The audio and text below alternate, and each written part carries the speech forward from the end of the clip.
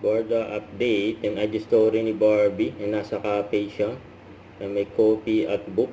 Yan pa yun ang hilig ni Barbie. Samantalang si David naman, yung IG story niya. Ayun yung kotse niya. Saka may taong nakatalikod doon sa taas. Ano kaya meron? Saka ito, nirepost pa nga ni Mami Eden ni David yung Happy Barda Day. Yung LED billboard dyan sa EDSA Guadalupe. Yung post na Barda Elites. Yun na. Happy Barda Day.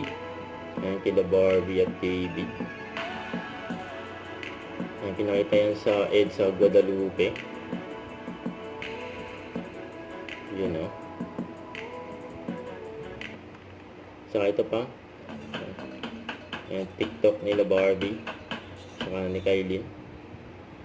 The Creation Studios. Ayan. Nagsamparan pa sila eh. Sa Beauty Empire. Tapos ito pa kay David. Sa Sobra Cafe. Ayan o. Magic o.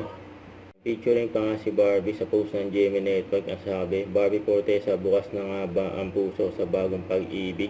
Sabi ni Barbie, multo pa lang daw nagpaparamdam sa kanya. Talaga ba?